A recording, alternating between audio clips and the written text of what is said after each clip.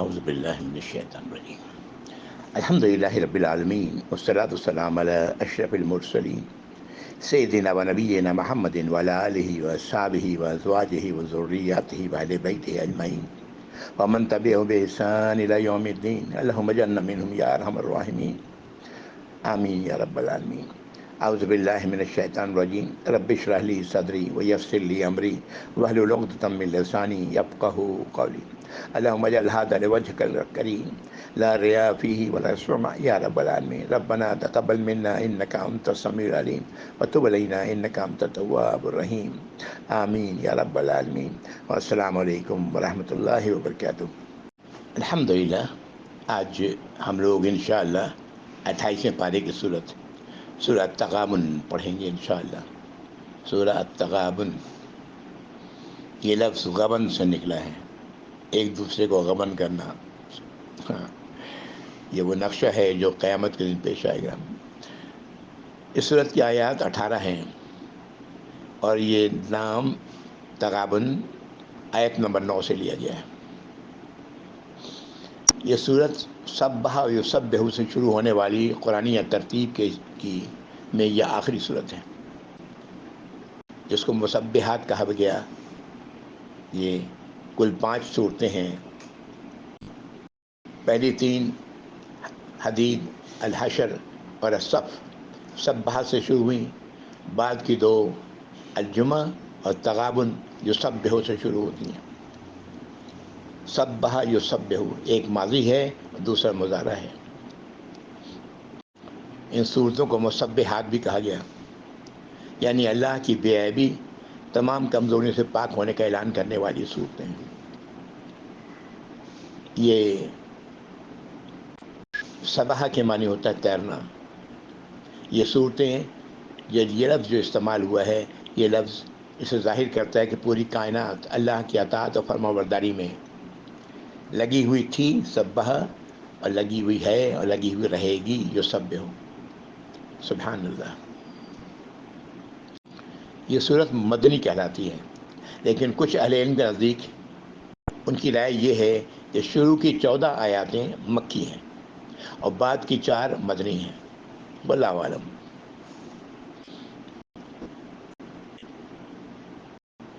پہلی 4 آیاتوں میں مخاطب تمام انسان ہیں، بعد کی 6 آیات قرآنی دعوت کا انکار کرنے والوں اور آخر کی 8 آیات ایمان والوں سے مخاطب ہیں۔ سورہ التغابن، اعوذ باللہ من الشیطان الرجیم، بسم اللہ الرحمن الرحیم۔ یسبح للہ ما فی السماوات وما فی الارض لہ الملک ولہ الحمد وہو علی کل شیء قدیر۔ آیت نمبر 1۔ لفظی ترجمہ: تسبیح کر رہی ہیں، کرتی رہیں گی اللہ کے لیے جو کچھ بھی آسمانوں میں ہے اور جو کچھ بھی زمین میں ہے۔ بادشاہی اسی کی ہے، اسی کے لیے شکر، تمام شکر اور تعریف ہے، اور وہ ہر شے پر قادر ہے۔ اللہ سبحانہ وتعالیٰ ہر شے پر قادر ہے۔ جیسا کہ میں نے سبح سے معنی اخذ کیا کہ پوری کائنات اللہ کی اطاعت و فرمانبرداری میں لگی ہوئی ہے، ہمہ وقت ہے نا، لگی ہوئی تھی، لگی ہوئی ہے اور لگی ہوئی رہے گی جب تک اللہ چاہیں گے۔ بادشاہی اللہ ہی کی ہے نا، اور تمام شکر و تعریف اسی کے لیے ہے، اور وہ ہر شے پر قادر ہے۔ سبحانک یا رب۔ هو الذی خلقکم فمنکم کافر ومنکم مؤمن واللہ بما تعملون بصیر۔ وہی ہے جس نے تم سب کو بنایا، تم سب کی تخلیق کی، اور تم میں پھر وہ لوگ ہیں جو کفر کرنے والے ہیں، اللہ کی نافرمانی کرنے والے ہیں، اللہ کی ناشکری کرنے والے ہیں، اللہ کی ہدایات کو قبول نہ کرنے والے ہیں، اللہ کے پیغمبر کو، نبی کریم صلی اللہ علیہ وسلم کو تسلیم نہ کرنے والے ہیں۔ الگ الگ درجات ہیں، اور ان میں تمہیں وہ لوگ بھی ہیں جو ان سب باتوں پر ایمان رکھنے والے ہیں۔ اور اللہ جو کچھ تم لوگ کرتے ہو، اللہ اسے دیکھ رہے ہیں۔ اللہ کی نظروں میں سب کچھ ہو رہا ہے، سامنے اللہ کی آنکھیں، جو بھی اللہ دیکھ رہے ہیں سب کچھ. اللہ ہر شے پر. واللہ بما تعملون بصیر. یہ آیت نمبر 2 تھی. خلق السماوات والارض بالحق وصورکم فاحسن صورکم والیہ المصیر. اس نے ہی آسمانوں کی اور زمین کی تخلیق کی ہے بامقصد، حق کے ساتھ، سچائی کے ساتھ. اس نے تمہاری صورتیں بنائی ہیں اور بہت اچھی بنائی ہیں تمہاری صورت، تم لوگوں کی صورتیں. اور اسی کی طرف سب کا لوٹنا ہے. سب لوٹ کر اسی کی طرف جائیں گے. موت اللہ کی طرف واپسی، لوٹ کے جانے کا نام ہے. آیت نمبر 3. یعلم ما فی السماوات والارض ویعلم ما تسرون وما تعلنون واللہ علیم بذات الصدور. اللہ جانتے ہیں، اللہ کو معلوم ہے، وہ جانتے ہیں جو کچھ آسمانوں میں ہے، جو زمین میں ہے. جو تم لوگ چھپاتے ہو اور جو تم لوگ ظاہر کرتے ہو، اعلان کرتے ہو، اللہ کو سب کا پتہ ہے. اور اللہ تو تمہارے سینوں کا حال جانتے ہیں. علیم بذات الصدور. یہ آیت نمبر 4 ہے. ان 4 آیات میں 4 باتیں اللہ رب العزت نے فرمائی. بادشاہی اسی کی ہے، تمام شکر و تعریف اسی کی، اور اللہ ہر شے پہ قادر ہے. اور اللہ جو کچھ تم لوگ کر رہے ہو اللہ اسے دیکھ رہے ہیں. اور تم سب کا لوٹنا اللہ ہی کی طرف ہے. اللہ سینوں کا حال جانتے ہیں. جو کچھ تم ظاہر کرتے ہو، اعلانیہ کہتے ہو، اور جو تم چھپا کے رکھے ہوا اپنے دلوں میں، اللہ کو سب کا علم ہے. جو کچھ آسمانوں میں ہے اور جو کچھ زمین میں ہے، اعلان کر رہی ہیں کہ اللہ بے عیب ہیں، تمام کمزوریوں سے پاک ہیں، سب اس کی ہی اطاعت میں سرگرم ہیں. کائنات پر اسی کی حکومت ہے، تمام تعریفیں اس کے لیے ہیں، اور وہ ہر شے پہ قادر، مکمل قدرت رکھنے والے ہیں. اسی نے تم لوگوں کو پیدا کیا ہے. تمہیں کفر کرنے والے اور تمہیں ایمان والے ہیں. تم جو بھی کرتے ہو اللہ انہیں دیکھ رہے ہیں. آسمانوں اور زمین کو اس نے بامقصد پیدا کیا ہے. تمہیں شکل و صورت عطا فرمائی ہے جو سب میں اچھی ہے، اور لوٹ کر تم سب نے اسی کی طرف جانا ہے. آسمانوں اور زمین کی ہر شے کا علم اسے ہے. اسے معلوم ہے جو تم چھپاتے ہو، جو تم اعلانیہ کہتے ہو اور کرتے ہو. اللہ سینوں میں چھپی باتوں اور رازوں کے جاننے والے ہیں. یہ 4 آیات تھی. کائنات کی ہر شے اللہ کی قوت، قدرت اور اس کی بہترین صفات کی مظہر ہے. جو بصیرت رکھنے والی آنکھیں دیکھ سکتی ہیں. اس نے کوئی بھی شے بے مقصد نہیں بنایا. انسان کو اپنے مقصد وجود کی جواب دہی کرنی ہوگی، اور اس کے لیے وہ لوٹ کر اپنے خالق کے پاس جائے گا. ہم سب نے جانا ہے، اللہ کے پاس جانا ہے، اور پھر ہم سب نے اس دنیا میں اب کیے ہوئے اعمال کی جواب دہی کرنی ہے. اللہ تعالیٰ اس سوال کو، اس جواب کو ہمارے لیے آسان بنائے یا ارحم الراحمین. آج ہمیں اس کے سمجھنے کی صلاحیت عطا فرمائے تاکہ ہم اس کے مطابق کام کریں یا رب. آمین یا ارحم الراحمین. آگے کی 2 آیات 5 اور 6. جو بات کہی گئی، یہ بات اس طرح سمجھیں کہ انسان کے لیے یہ مشکل ہمیشہ سے رہی ہے کہ وہ اپنے جیسے ہی ایک انسان کو اللہ کا رسول، اپنی رہنمائی کرنے والا کس طرح مان لے. اس حقیقت کو تسلیم کرنے والے لوگ کم ہی ہوتے ہیں، اور پھر سر تسلیم خم کرنے والوں کی نسل میں آنے والے لوگ ہی وقت کے ساتھ اپنے رسول کو انسان ماننے کو تیار نہیں ہوتے. مافوق الفطرت ہستی تصور کرتے ہیں اور اسے اللہ کا شریک بنا دیتے ہیں یا بنانے کی کوشش کرتے ہیں. یہ ہے انسان کی بہت بڑی کمزوری. اس کا ذکر آیت نمبر 5 اور 6 میں آ رہا ہے. آیت نمبر 5. اعوذ باللہ من الشیطان الرجیم. الم یاتکم نبأ الذین کفروا من قبل فذاقوا وبال امرهم ولهم عذاب علیم. کیا تم لوگوں کے پاس خبر نہیں آئی ان لوگوں کی جو تم سے پہلے کفر کرتے رہے، تو انہوں نے اس کفر کا مزہ، وبال چکھا، اپنی حرکتوں کا، اپنے اعمال کا مزہ چکھا، اور ان کے لیے دردناک عذاب ہے. جو دنیا میں چک کے گئے وہ تو چک کے گئے، عذاب کا مزہ. اصل عذاب تو آخرت کا ہے، وہ دردناک عذاب ہے. اللہ تعالیٰ فرما رہے ہیں. آیت نمبر 6. ذالک بأنہم کانت تأتیہم رسلہم بالبینات فقالوا ابشر یہدوننا فکفروا وتولوا واستغنى اللہ واللہ غنی حمید. وہ کچھ اس لیے ہوا ہے کہ جب ان کے پاس ان کے رسول آتے رہے وقت کے ساتھ ساتھ الگ الگ قوموں میں واضح نشانیوں کے ساتھ واضح ہدایات کے ساتھ، تو ان لوگوں نے کہا کہ کیا ایک بشر، ایک انسان ہماری رہنمائی کرے گا؟ انہوں نے انکار کیا، منہ موڑا. تو اللہ تعالیٰ بھی ان سے بے پرواہ ہو گئے، بے نیاز ہو گئے. اور اللہ تو بے نیاز ہے اور غنی ہے اور حمید ہے. اللہ کو کوئی پرواہ نہیں. اللہ اپنی ذات میں ہی تمام شکر و تعریف رکھنے والے ہیں. جو بات کہی گئی ان دو آیات میں، کیا تمہارے پاس قبل والے لوگوں کی خبریں نہیں پہنچیں جنہوں نے کفر کیا تو اپنے کیے کی سزائیں بھگتیں؟ ان کے لیے آخرت میں دردناک عذاب ہے. یہ اس لیے کہ رسولوں کی واضح نشانیوں کے ساتھ آنے پر وہ لوگ کہتے کیا ایک بشر ہماری رہنمائی کرے گا؟ انہوں نے رسولوں کا انکار کیا اور ان سے بے رخی برتی تو اللہ بھی ان سے بے پرواہ ہو گئے. اللہ تو ہر شے سے بے نیاز، اپنے آپ ہی میں قابل ستائش ہیں. آگے آیات 7 سے لے کے 10 تک ان آیات میں ایمان لانے کی پرزور دعوت دی گئی ہے. جواب دہی کے لیے انسان کو دوبارہ زندہ کرنا خالق کے لیے کیوں مشکل ہو سکتا ہے؟ اس دن ہر ایک کو اپنے کیے ظلم کا بدلہ ادا کرنا ہوگا. کسی کا حق غبن کر لینا اس پر ظلم کرنا ہے. اللہ نے ظلم کے کرنے کو ویسے ہی حرام کیا ہے جیسے کہ کھانے میں سور کے گوشت کو، شراب کے نشے کو وغیرہ. افسوس کا مقام ہے کہ آج ایمان والوں کی کثرت خنزیر کے گوشت سے تو پرہیز کرتی ہے لیکن ظلم سے نہیں. کسی شے کو اس کے مقام سے ہٹا دینے کا نام ظلم ہے. اللہ کو اللہ کا مقام نہ دینا ظلم عظیم ہے، سب سے بڑا ظلم ہے. اللہ کو اکیلا الہ تسلیم نہ کرنا یہ کیا ہے؟ ظلم عظیم ہے. اسی کو شرک کہا گیا. انسان کا یہ جرم اللہ کی نگاہ میں ناقابل معافی ہے.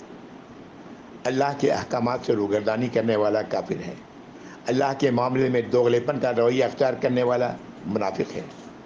ایسے تمام لوگ اپنے ظلم کے ہم پلہ بدلہ پائیں گے جو جہنم میں مختلف اقسام کے عذابوں کی شکل میں ہوگا. اللہ ہم سب کو ان سے محفوظ رکھیں یا رب العالمین. ہمیں آج اس بات کی سمجھ عطا فرمائے کہ ہم اپنے آپ کو درست کر سکیں یا ارحم الراحمین. آمین. اعوذ باللہ من الشیطان الرجیم. زعم الذین کفروا ان لن یبعثوا قل بلی وربی لتبعثن ثم لتنبؤن بما عملتم وذلک علی اللہ یسیر. آیت نمبر 7. ان کافروں نے زوم کیا اس بات پر کہ وہ دوبارہ نہیں زندہ کیے جائیں گے، ہرگز نہیں زندہ کیے جائیں گے. اللہ تعالیٰ فرماتے ہیں ان سے کہہ دیں کیوں نہیں، اور میرے رب کی قسم تم سب دوبارہ زندہ کیے جاؤ گے، پھر تم سب سے جو کچھ تم نے عمل کیا ہے اس کے بارے میں باز پرس کی جائے گی، اور اللہ کے لیے ایک ایسا کرنا بہت آسان ہے. یہ آیت نمبر 7 تھی. کافروں کا اس طرح زوم کرنا کہ ہم ہرگز نہیں اٹھائے جائیں گے، اور اللہ کا جواب دینا، کہنا کہ جواب دو انہیں کہ کیوں نہیں، میرے رب کی قسم تم لوگ لازماً اٹھائے جاؤ گے اور تم لوگوں سے لازماً بس باز پرس ہوگی جو کچھ تم نے عمل کیا ہے. اللہ اسے تمہیں آگاہ کر دیں گے، اور اللہ کے لیے ایسا کرنا بہت آسان ہے. یہ قرآن میں 3 مقامات پر آیا ہے. پہلی آیت سورہ یونس میں ہے، یستنبئونک حق ہو، کہ یہ لوگ سوال کرتے ہیں آپ سے، فتویٰ پوچھ رہے ہیں کیا یہ بات صحیح ہے؟ قلی وربی، کہہ دیں ہاں اور بے شک میرے رب کی قسم، انہ الحق، یہ باتیں سچائی ہیں، وما انتم بمعجزین، اور تم اسے اس سے بچ نہیں سکو گے، تم اس اللہ کو عاجز نہیں کر سکو گے. یہ آیت ہم لوگوں نے سورہ یونس میں پڑھی. سورہ سبا وہ بھی پڑھ چکے ہیں. اس میں اس طرح آیا وقال الذین کفروا لا تأتینا الساعۃ، کفر کرنے والوں نے کہا کہ ہرگز نہیں آئے گی قیامت. قل بلی وربی، کہہ دو کیوں نہیں اور میرے رب کی قسم لتاتینکم، وہ لازماً آ کر رہے گی۔ اور یہ تیسرا مقام ابھی ہم لوگوں نے سورہ تغابن میں پڑھا، آیت نمبر 8، فآمنوا باللہ ورسولہ والنور الذی انزلنا واللہ بما تعملون خبیر۔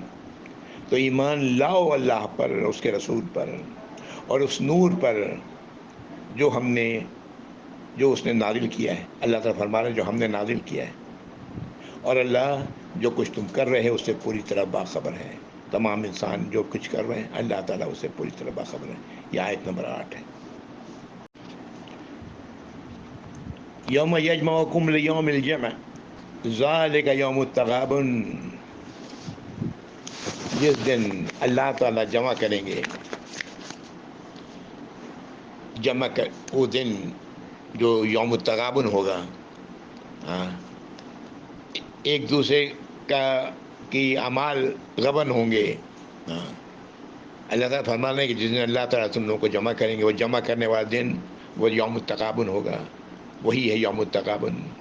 ومن یؤمن باللہ ویعمل صالحا، اور جو ایمان رکھتا ہے، ایمان لائے اللہ پر اور اچھے عمل کرے، یعنی اللہ کی اطاعت و فرمانبرداری کرے، یکفر عنہم سیئاتہم ویدخلہم جنات تجری من تحتہا الانہار، اللہ تعالیٰ اس کی برائیوں کو اسے دور کر دیں گے، اسے داخل کریں گے ان باغات میں جس کے نیچے نہریں بہہ رہی ہیں، خالدین فیہا ابدا، اس میں وہ رہے گا ہمیشہ ہمیشہ ہمیشہ۔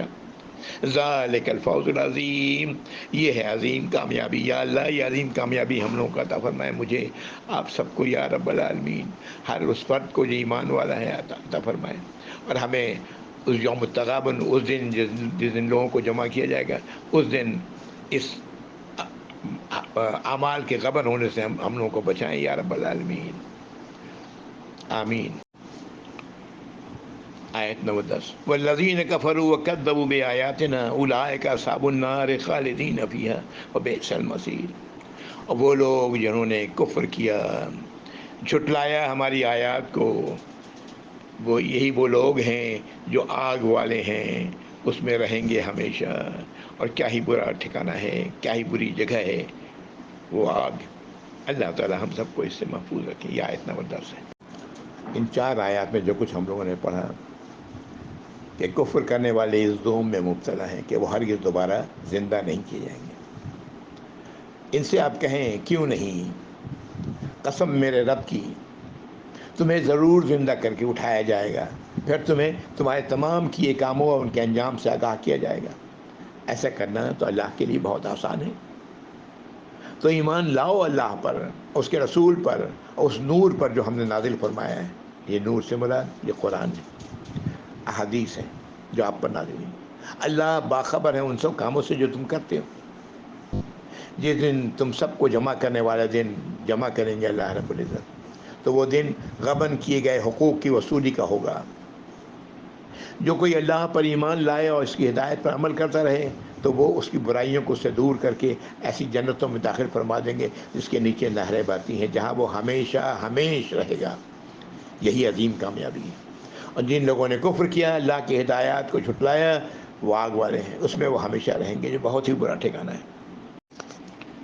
قیامت کے دن اللہ تعالیٰ اس دنیا میں کیے گئے ہر ظلم کا بدلہ اللہ تعالیٰ ظالم سے دلوائیں گے مظلوم کو، اسی کی طرف اشارہ ہے، اور اسی لیے اس دن کو تغابن کہا گیا، یوم التغابن۔ اللہ تعالیٰ ہمیں ظلم سے محفوظ رکھیں۔ ظلم کو ہم ویسے ہی حرام جانیں جیسے سور کے گوشت کو حرام جانتے ہیں۔ ہم اپنے آپ کو خدا نخواستہ غلطی ہو جائے تو اللہ سے معافی مانگیں۔ اگر کسی کے ساتھ ایسا ہو جائے تو اس شخص سے معافی مانگ لیں، یہی ہے جو بچاؤ کا راستہ۔ اللہ تعالی ہم سب کو اس کی توفیق عطا فرمائے یا ارحم الراحمین۔ آگے کی آیات 11 سے 13، 3 آیات۔ انسان پر آنے والی اچھی یا بری شے اللہ ہی کی اجازت سے آتی ہے۔ اللہ پر واقعتاً ایمان رکھنے والا دونوں ہی صورتوں میں اس نے اپنے رب کی نوازش ہونے کا یقین رکھتا ہے، خیر جانتا ہے، وہ چاہے وہ اچھی چیز آئے اس پر یا تکلیف دہ چیز آئے، وہ یقین رکھتا ہے کہ اس میں خیر ہے، وہ نہ اچھائی پر اتراتا ہے پھرتا ہے اور نہ برائی پر جزا فضا کرنے لگتا ہے۔ اس طرح یہ دونوں ہی صورتیں اس کے لیے خیر و بھلائی کا ذریعہ بن جاتی ہیں۔ یہ ہے پیغام جو 11 سے 13 میں اللہ نے دیا ہے ہمیں۔ اعوذ باللہ من الشیطان الرجیم۔ ما اصاب من مصیبت الا باذن اللہ، نہیں پڑتی کچھ بھی، صابہ یصیبو کے معنی ہے کوئی چیز اسٹرائک کرنا، پڑھنا، اس کے معنی اچھا بھی اور برا بھی، جو بھی، مگر اللہ کے اذن سے۔ وَمَن يُؤْمِن بِاللَّهِ يَهْدِي قَلْبَهُ، اور جو ایمان رکھتے ہیں اللہ پر، اللہ تعالیٰ اس کے قلب کو ہدایت دیتے ہیں۔ وَاللَّهُ بِكُلِّ شَيْءٍ عَلِيمٌ، اور اللہ تو ہر شے کا علم رکھتے ہیں۔ یہ بہت بڑی شے ہے جو اللہ تعالیٰ فرما رہے ہیں یہاں پر۔ اللہ پر ایمان رکھنے والا، اس کے قلب کو اللہ تعالیٰ ہدایت دیتے ہیں۔ یہ ہدایت کیا ہے؟ یہ مطمئن، پریشانی نہیں، گھبراہٹ نہیں، جزا فضا نہیں، سکون ہے اللہ کی طرف سے جو کچھ آیا ہے، اچھا یا برا، یہ میرے لیے خیر ہے۔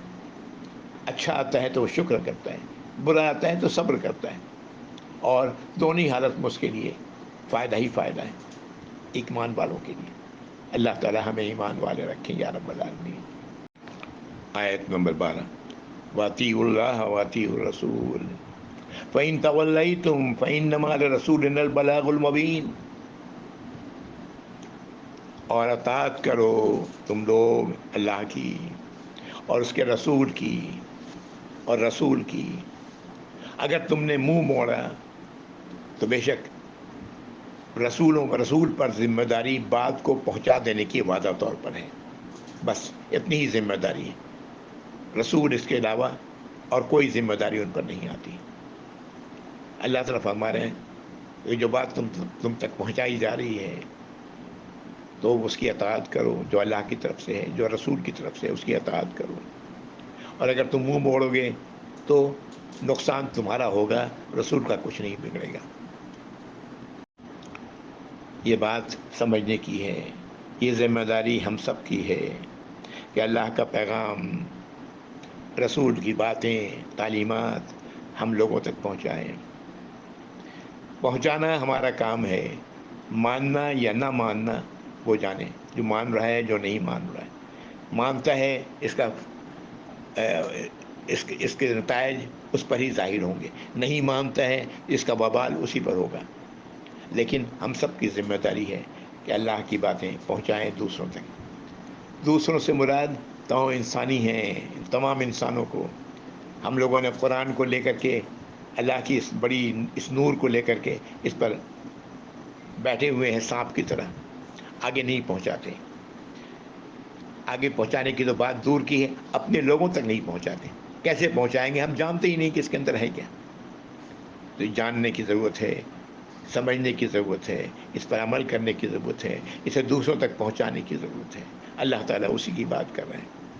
اگر ایسا کریں گے تو ہم اپنی ذمہ داری سے فارغ ہو گئے۔ جو مانتا ہے مانے، جو نہیں مانتا ہے نہ مانے۔ آیت نمبر 13، اللہ لا الہ الا ہو وعلی اللہ فلیتوکل المؤمنون۔ یہ ہے وہ بات جو کہی جا رہی ہے کہ اللہ ہے، اللہ کے سوا کوئی اور الہ نہیں ہے کوئی الہ مگر وہ اللہ ہی الہ ہے، اور ایمان والے تو اللہ ہی پر توکل کرتے ہیں۔ کیا ہم ایمان والے ہیں؟ ہمیں دیکھنا چاہیے کہ کیا ہم واقعتاً اللہ ہی پر توکل کرنے والے ہیں۔ اگر ایسا نہیں ہے، دنیاوی ذرائع ہیں جن پر ہمارا توکل ہے، تو اپنے آپ کی اصلاح کرنے کی ضرورت ہے۔ ایمان والا تمام کے تمام چیزوں کے ہونے کے باوجود اللہ ہی پر بھروسہ اس کا ہوتا ہے۔ ہاتھ میں سوکھا پتا ہو اور ماچس ہو، اس بات کا یقین رکھتا ہے وہ کہ اسے آگ نہیں لگایا جا سکتا، اس سوکھے پتے کو جلایا نہیں جا سکتا مگر اللہ کے اذن سے۔ اس کا بھروسہ اللہ ہی پر ہے۔ تو یہ بات کہی جا رہی ہے کہ کوئی الہ نہیں سوائے اللہ کے۔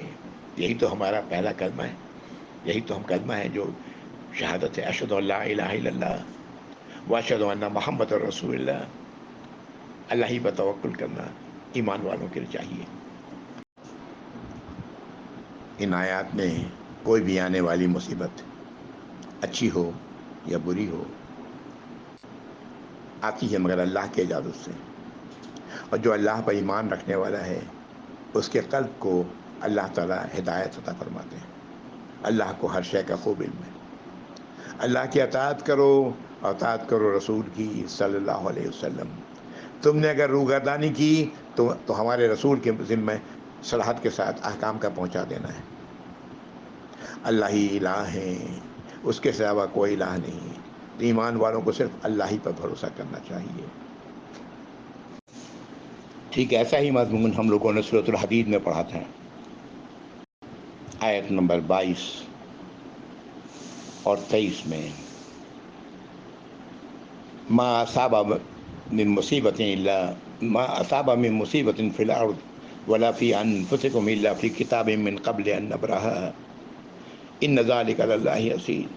اللہ تعالیٰ فرماتے ہیں نہیں آتی کوئی مصیبت آسمان زمین پر یا تمہاری جانوں پر مگر پہلے سے ایک کتاب میں لکھ دیا گیا ہے، اور یہ اللہ کے لیے ان ذلک علی اللہ یسیر، اللہ کے لیے بہت آسان ہے۔ اور ہدایت دی جا رہی ہے، یہ ایسا اس لیے لکئی لا تأسوا علی ما فاتکم ولا تفرحوا بما آتاکم، اس لیے کہ نہ تم افسوس کرو ان چیز پر جو تم سے چلی گئی، اور نہ تم اتراتے پھرو اس چیز کو جو تمہیں دی گئی۔ واللہ لا یحب کل مختال فخور، اللہ تعالیٰ ایسے شیخی خوروں کو، فخر کرنے والوں کو پسند نہیں کرتے۔ آیات 14 سے 18 آخر اس صورت کی آخری آیات ایمان والوں کے لیے واضح ہدایات ہیں۔ اللہ کو قرض حسنہ دینے سے مراد اللہ کی راہ میں کھلے دل سے اپنا مال و جان کے ساتھ جد و جہد کرتے رہنا۔ اعوذ باللہ من الشیطان الرجیم۔ یا ایھا الذین آمنوا ان من ازواجکم واولادکم عدوا لکم فاحذروہم وان تعفوا وتصفحوا وتغفروا فإن اللہ غفور رحیم۔ اے ایمان والو، بے شک تمہاری بیویاں اور اولادوں میں تمہارے دشمن ہیں، ان سے ہوشیار رہو۔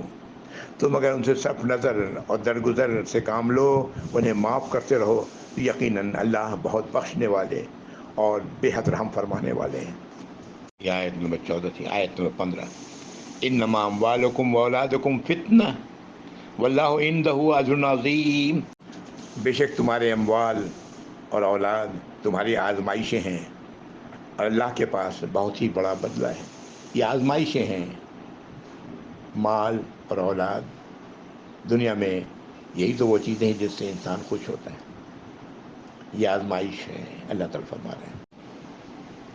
آیت نمبر 16، فاتقوا اللہ ما استطعتم واسمعوا واطیعوا وانفقوا خیرا لانفسکم ومن یوق شح نفسہ فاولئک هم المفلحون۔ تو اللہ کی ناراضگی سے اپنے آپ کو بچاؤ جتنی تمہاری استطاعت ہے، جہاں تک تم کر سکتے ہو، اور سنو، کان کھول کے سنو اور اطاعت کرو اللہ کی ہدایت پر، اور خرچ کرو، یہ تمہارے لیے، تم لوگوں کی جانوں کے لیے بہتر ہے۔ اللہ انہی چیزوں کی آزمائش کر رہے ہیں۔ آگے اللہ نے فرمایا کہ جو اپنے نفس کی حرص سے، لالچ سے بچا لیا گیا، وہی لوگ ہیں جو کامیاب ہونے والے ہیں۔ نفس کی لالچ مال کے لیے، اولاد کے لیے، جو اس سے بچا لیا گیا وہی کامیاب ہونے والے لوگ ہیں۔ غور کریں، یہاں یہ نہیں کہا گیا جس نے اپنے آپ کو بچا لیا، نہیں، جو بچا لیا گیا، کون بچائے گا؟ اللہ۔ یہ ہماری نیتوں پہ ہے، ہمارے اخلاص پر ہے، ہمارے خلوص پر ہے اس دین کے لیے، تو اللہ ہمیں بچاتے ہیں۔ کوئی کام نہیں ہوتا، کچھ بھی نہیں ہوتا اس کائنات میں مگر اللہ کے اذن سے۔ تو اللہ ہی کا اذن ہے جو ہمیں اللہ کی نافرمانیوں سے بچاتا ہے۔ تو جو اللہ تعالیٰ نے اگر ہمیں بچا لیا اپنے نفس کی اس لالچ سے، حرص سے، جو مال اور اولاد کے لیے، تو کامیابی ہے انشاءاللہ۔ اللہ تعالیٰ ہم سب کو کامیاب کریں، ہم سب کو بچا لیں ان چیزوں سے، ان کے حرص سے، یا رب العالمین، آمین۔ آیت 17، ان تقرضوا اللہ قرضا حسنا یضاعف لکم ویغفر لکم واللہ شکور حلیم۔ تم اگر راضی خوشی اللہ کو اچھا قرض دیتے رہے تو اسے کہیں بڑھا چڑھا کر تمہیں لوٹا دیں گے اور تمہاری خطائیں معاف فرما دیں گے۔ سبحان اللہ۔ اللہ کے راستے میں مال خرچ کرو، دل کھول کے کرو، جو تمہاری ضرورت سے زیادہ ہے وہ کرو، ہاں جتنا کر سکتے ہو وہ کرو، تو اللہ تعالیٰ تمہاری خطاؤں کو معاف فرما دیں گے. ہاں اور ہمارے انعامات کو جو اللہ کے راستے میں، جو مال کو دیا ہم نے اللہ کے راستے میں، اس کا کہیں زیادہ بدلہ عطا فرمائیں گے. یا اللہ ہم سب کو اس کی توفیق عطا فرمائیں. آمین یا رب العالمین. سورت کی آخری آیت، آیت نمبر 18. عالم الغیب والشہادتی العزیز الحکیم. اللہ غیب کا اور حاضر کا سب کچھ علم رکھنے والے، مکمل علم رکھنے والے ہیں. اللہ کی نظر میں پوری کائنات میں کوئی بھی چیز پوشیدہ نہیں. جو ہمارے لیے ظاہر ہے وہ تو اللہ جانتے ہی ہیں، جو ہمارے لیے پوشیدہ ہے وہ بھی اللہ تعالیٰ جانتے ہیں. عالم الغیب والشہادہ العزیز الحکیم، مکمل اختیار رکھنے والے، ہر شے پر غالب اور حکمت والے ہیں. یہ ہیں اللہ، یہ ہیں اللہ. ہم سب کو ان اللہ سے محبت ہونی چاہیے. ایمان والے سب سے زیادہ محبت کرتے ہیں اللہ سے، ہے نا. والذین آمنوا اشد حبا للہ. یا اللہ ہمارے اندر وہ محبت پیدا کر دیں جو ہونا چاہیے ایمان والوں کے لیے. آمین یا رب العالمین. وآخر دعوانا الحمد للہ رب العالمین. وصلی اللہ علی محمد وعلی آلہ واصحابہ وازواجہ وذریاتہ واہل بیتہ اجمعین ومن تبعہم بإحسان الی یوم الدین. اللہم اجعلنا منہم یا رب العالمین. آمین یا رب. السلام علیکم ورحمۃ اللہ وبرکاتہ. جزاکم اللہ خیر.